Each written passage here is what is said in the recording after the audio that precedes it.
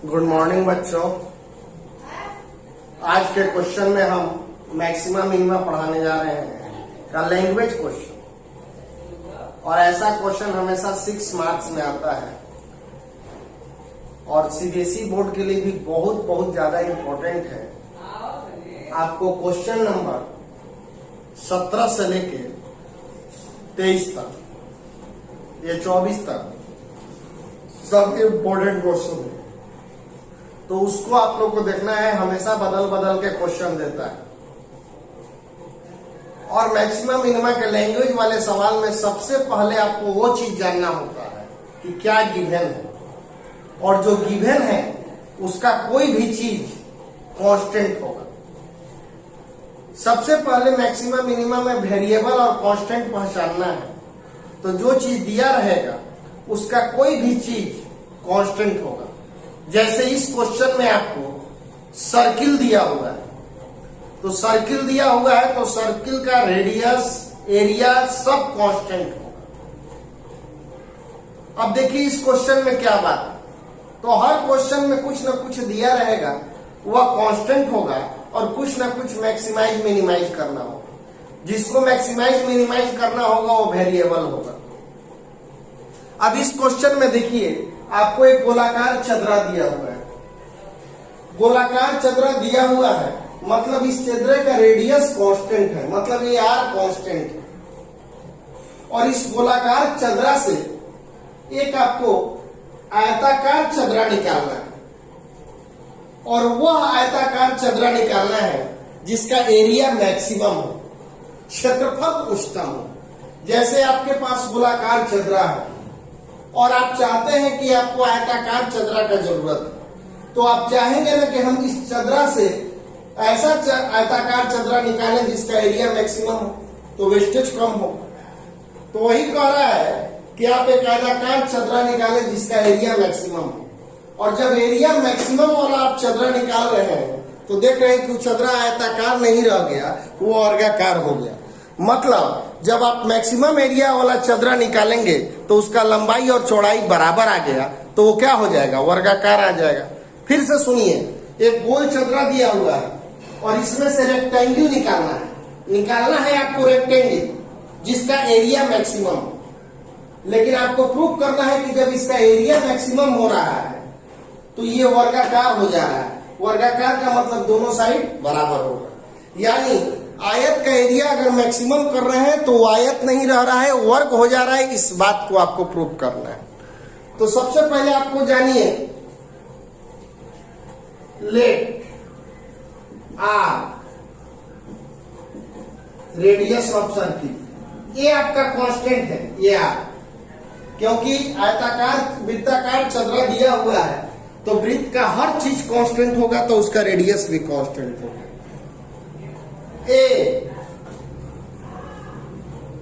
ये आपका आ गया वृत्त की त्रिज्या। एरिया ऑफ रेक्टेंगल, आयत का क्षेत्रफल ले लीजिए।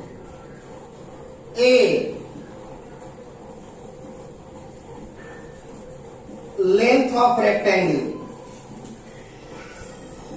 आयत का लंबाई ले लो। बी वाइड्थ ऑफ रेक्टेंगल, आयत का चौड़ाई हो। अब हम लोग को क्या मैक्सिमम करना है, तो हमको जो चीज मैक्सिमम, पहले लैंग्वेज लिख लीजिए और लैंग्वेज लिखने के बाद अब आप पहला अक्षर वह लिखें जो इसको आपको मैक्सिमम करना है। आपको क्या मैक्सिमम करना है, तो एरिया ऑफ रेक्टेंगल। तो एरिया ऑफ रेक्टेंगल लिखिए। एरिया ऑफ रेक्टेंगल होता है लंबाई गुने चौड़ाई, ए इंटू बी। लेकिन यहां पर 3 चीज वेरिएबल है, बड़ा ए, छोटा ए और बी। आपको एरिया तो बढ़ेगा घटेगा, और ये आयत जो है आपको अपने मन से कह रहा है, जैसा आपको निकालना है निकालिए। लंबाई चौड़ाई जो रखना है रखिए, एरिया मैक्सिमम होना चाहिए। यानी लंबाई चौड़ाई आपके मन के ऊपर है। तो लंबाई चौड़ाई आपके मन पे है तो हम उसको घटा बढ़ा सकते हैं। तो ए और बी जो है आपका कांस्टेंट है, लेकिन हमारा मैक्सिमा मिनिमा हमेशा दो कांस्टेंट पर काम करता है। और यहाँ पे आपको तीन कांस्टेंट नजर आ रहा है, कैपिटल ए, स्मॉल ए और बी।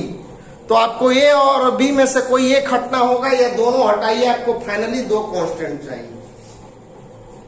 इसको एक मान लीजिए। अब चलो इन ट्रायंगल एओबी, इस छोटे से ट्रायंगल में चलिए। हाँ जी बच्चों, साइन थीटा बराबर क्या होता है? लंब बटा में कर्ण। एंगल के सामने वाला लंब होता है, यानी ये हो गया लंब और ये हो गया कर्ण। तो आर साइन थीटा बराबर आ गया a/2। ए बराबर आपका आ गया 2r sine theta. Sine theta बराबर होता है लंब बटा में कर्ण a/2/r। ये इधर चला गया r साइन थीटा a/2, तो a बराबर आ गया 2r साइन थीटा। अब आप निकालिए cos थीटा, आधार बटा में कर्ण। ये लंब है, ये कर्ण है, तो ये आधार होगा, बेस होगा। तो देखिए ये कितना होगा, इतना के बराबर, और ये कितना है b/2। ये a/2 होगा बच्चों, क्योंकि आप जानते हो थ्योरम है कि सर्किल के सेंटर से जो इस पे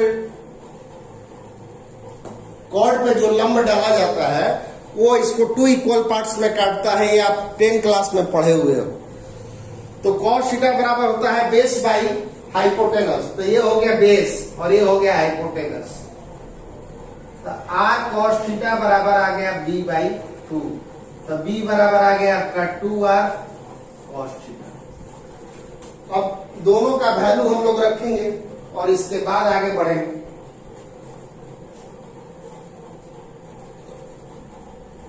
समझ लीजिए, हमने ये वाला एंगल थीटा माना, साइन थीटा होता है परपेंडिकुलर बाई हाइपोटेनस। परपेंडिकुलर हो गया a/2, हाइपोटेनस मतलब कर्ण हो गया r साइन थीटा हो गया, 2 आ गया, तो a का वैल्यू निकल गया। cos थीटा बराबर होता है बेस बाई हाइपोटेनस, आधार बटा में कर्ण। एंगल के सामने वाला ये परपेंडिकुलर है, ये हाइपोटेनस है, तो ये बेस होगा, आधार होगा। तो ये कितने के बराबर होगा b/2, और ये तो r है, ये है, इधर गुना कर दिए, a और b का वैल्यू निकल गया। अब आइए हम लोग इसको सॉल्व करें। खाली r को गुना करो, 2r², 2 sine theta into cos। 2 को नहीं मल्टीप्लाई किए हैं, 2 को रख दिए साइन थीटा cos थीटा के साथ आ रहा। और ये फॉर्मूला होता है, ये किस चीज का फॉर्मूला होता है?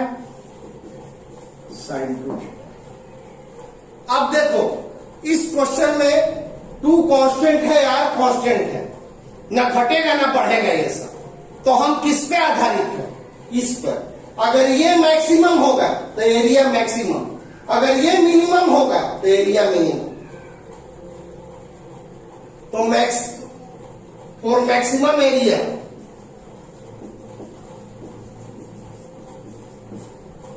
उच्चतम क्षेत्रफल के लिए maximum value of sine 2 theta. Sine 2 theta का उच्चतम मान कितना होता है? 1। एरिया तभी मैक्सिमम होगा। अब इस क्वेश्चन में हमको डिफरेंशिएट नहीं करना है, डायरेक्ट बन जाएगा, क्योंकि हम जान रहे हैं कि 2 ना घटेगा ना बढ़ेगा, r ना तो घटेगा ना बढ़ेगा, कांस्टेंट है। यानी मेरा ये डिपेंड है साइन 2 थीटा पर। अगर साइन 2 थीटा मैक्सिमम हो गया तो एरिया मैक्सिमम, और साइन 2 थीटा मिनिमम होगा तो, और हम जानते हैं कि साइन 2 थीटा का मैक्सिमम वैल्यू होता है 1।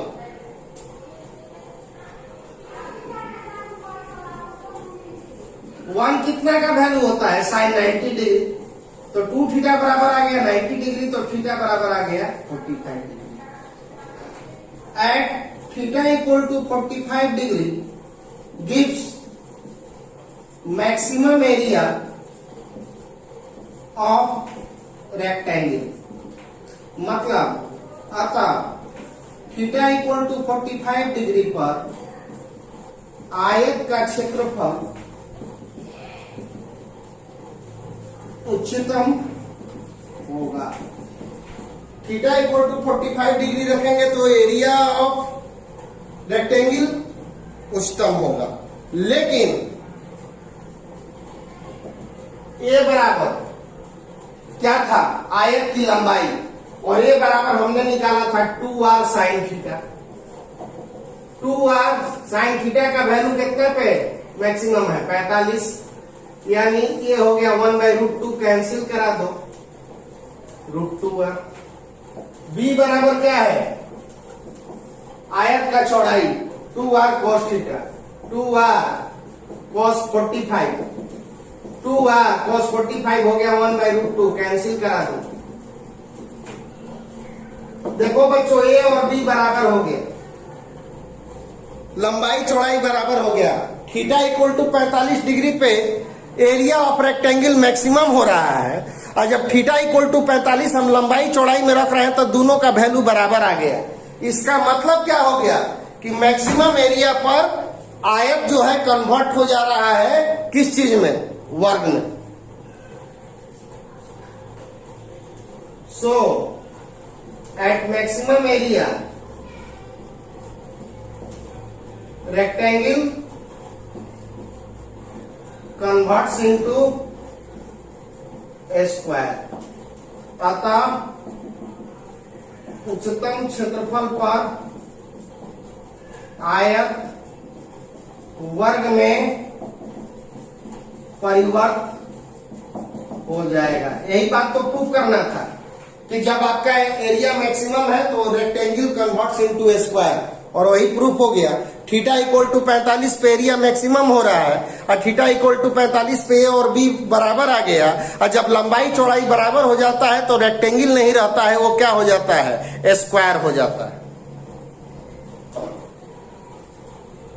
20 नंबर क्वेश्चन कह रहा है सिद्ध करना है कि प्रदत्त माने गिवन पृष्ठ क्षेत्रफल एक दिया हुआ है एवं महत्तम आयतन, और उसका आयतन को महत्तम करना है। बेलन की ऊंचाई आधार के व्यास के बराबर होता है। जैसे आपको कोई एक चदरा दे दिया मतलब आपको पृष्ठ क्षेत्रफल दे दिया, और उससे कहा कि एक ड्रम बनाइए, ड्रम बेलनाकार होता है, ड्रम बनाइए।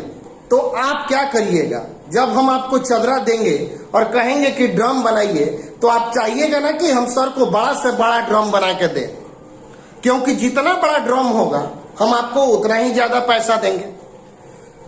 अगर हम तुमको बड़ा सा चदरा देवें, आप छोटी सी डिबिया बना के दोगे तो हम क्या तुमसे दंड भी ले सकते हैं कि तुमने मेरा सारा चदरा बर्बाद कर दिया। तो हमने आपको चदरा दे दिया, मतलब पृष्ठीय क्षेत्रफल दे दिया, और आपको बोले कि एक ड्रम बनाइए जिसका वॉल्यूम क्या होना चाहिए, मैक्सिमम होना चाहिए। तो जब आपने मैक्सिमम वॉल्यूम वाला ड्रम बनाया तो देख रहे हैं कि उसका हाइट और बेस का डायमीटर दोनों बराबर है। यही आपको प्रूव करना है कि जब हम मैक्सिमम वॉल्यूम वाला ड्रम बना रहे हैं तो उसका हाइट और डायमीटर बराबर है, यही प्रूव करना है। चलिए सबसे पहले हम यहाँ पे बहुत सारा चीज लिखे हैं।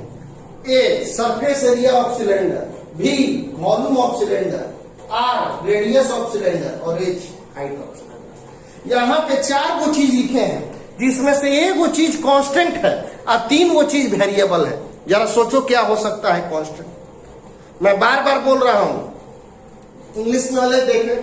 Prove that height of cylinder of given surface area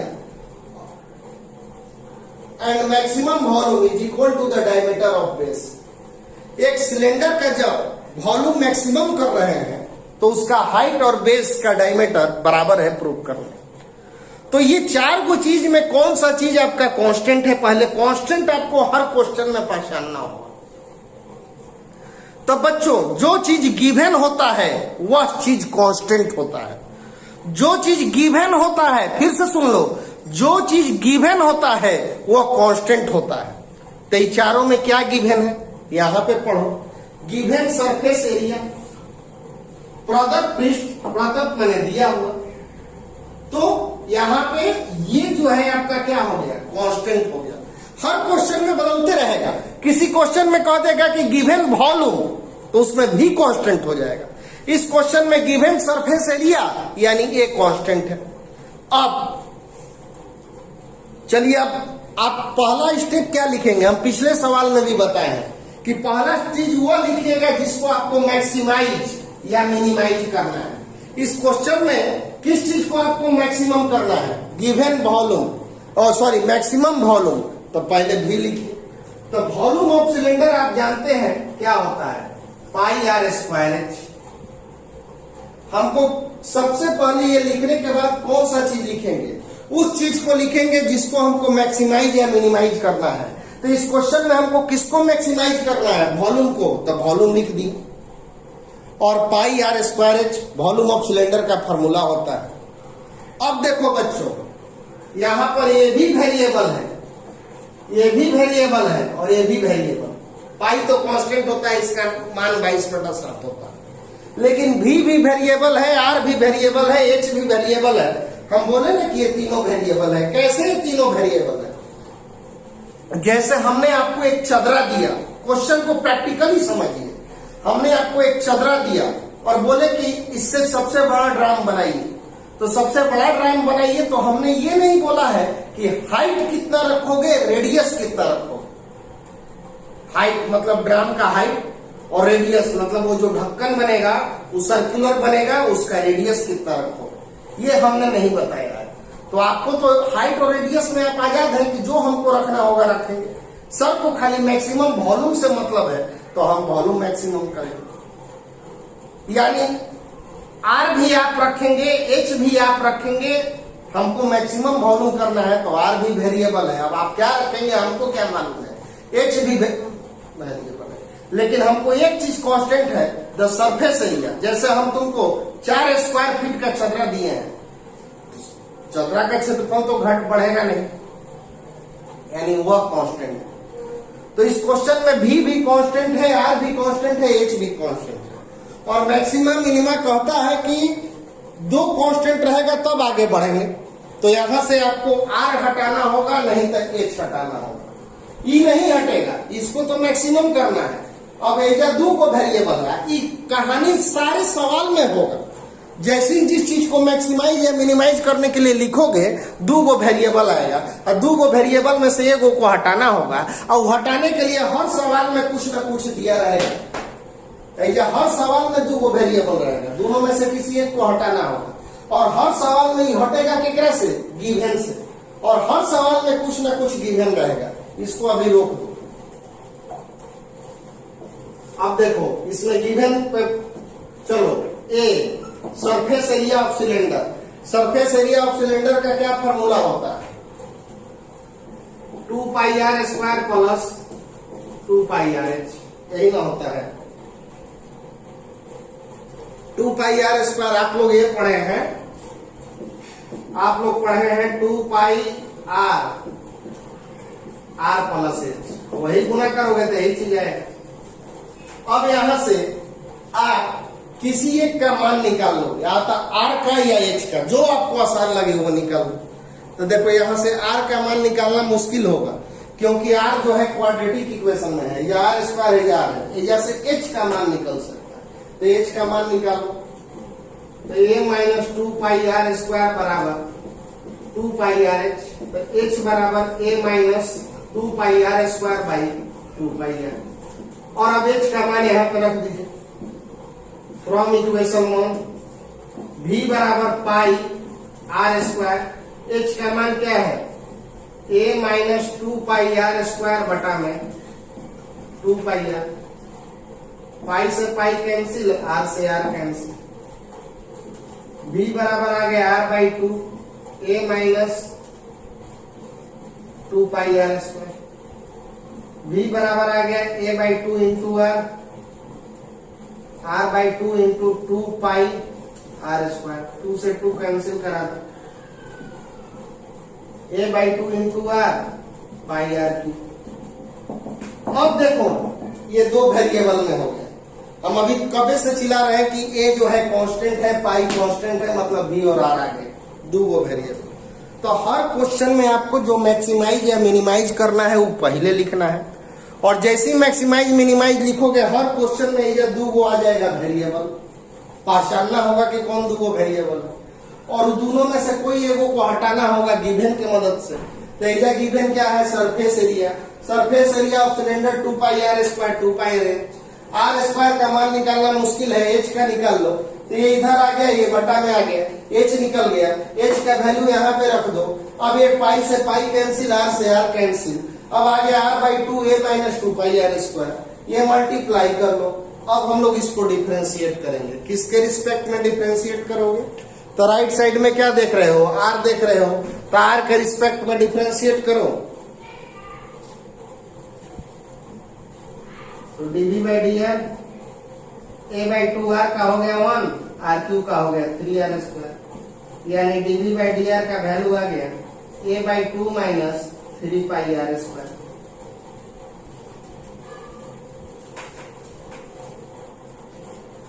for maximum and minimum value. अब यहां से आपको जनरल तरीका होगा, ये आपको एगो इक्वेशन मिल गया, अब इसको डिफरेंशिएट करेंगे, 0 के बराबर करेंगे और आर का मान निकालेंगे।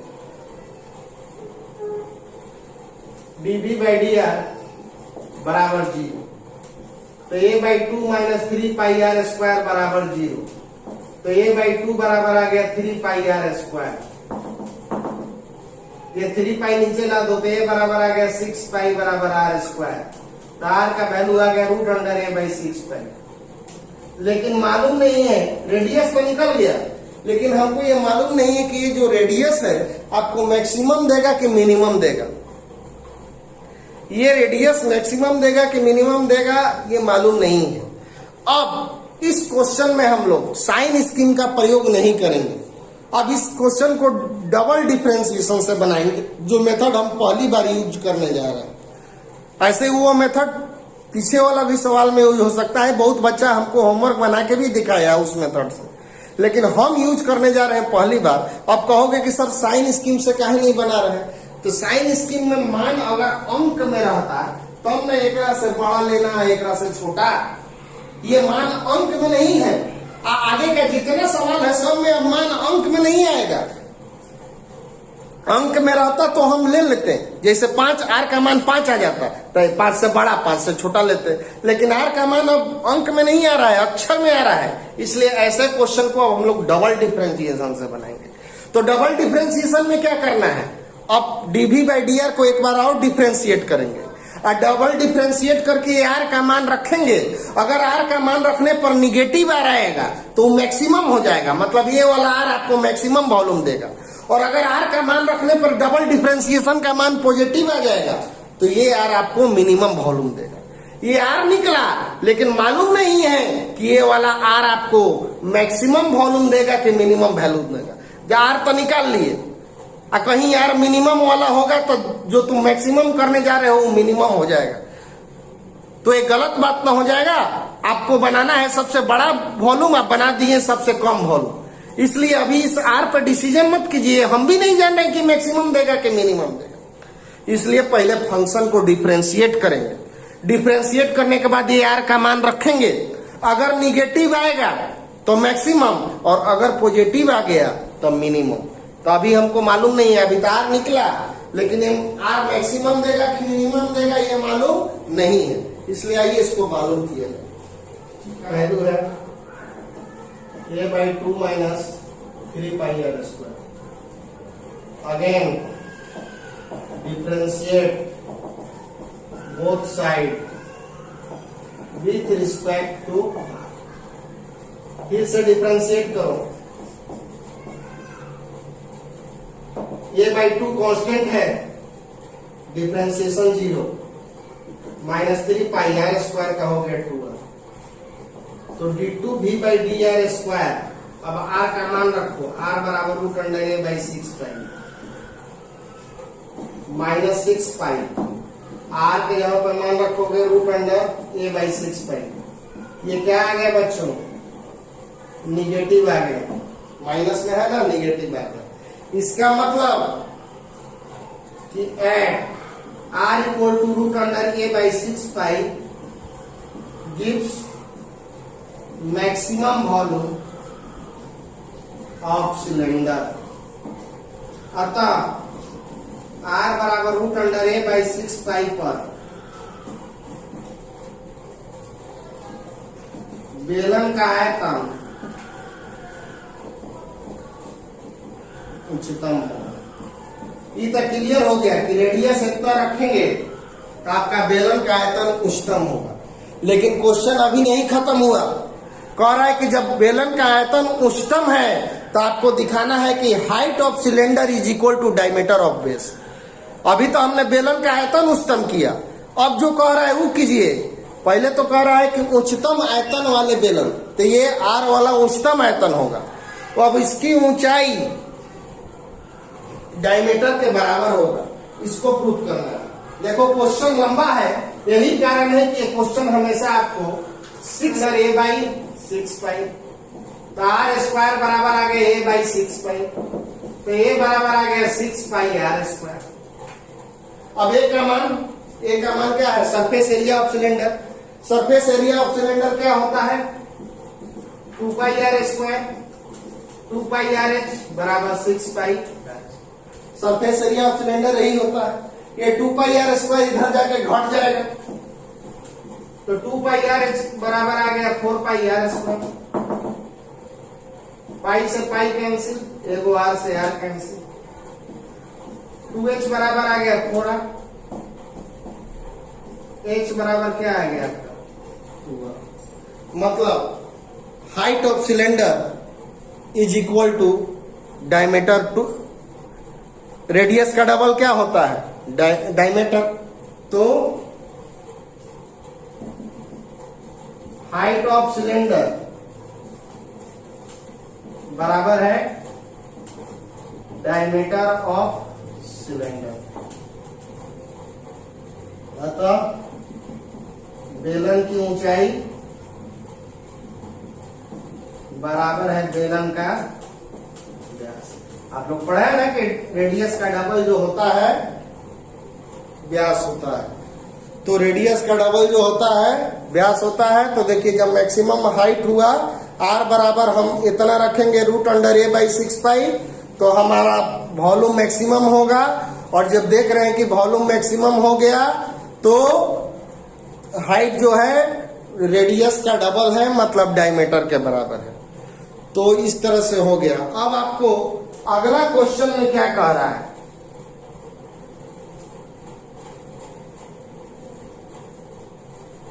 अगला क्वेश्चन कह रहा है 100 क्यूबिक सेंटीमीटर आयतन वाले बेलनाकार डिब्बा में से न्यूनतम पृष्ठ क्षेत्रफल वाले डिब्बे की बीमा ज्ञात करें।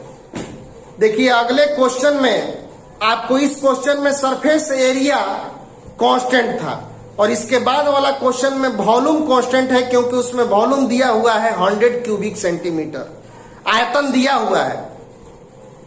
तो आपको क्या मिनिमाइज करना है? यहां पे ए दिया हुआ था तो भी को मैक्सिमम करना था इस क्वेश्चन में।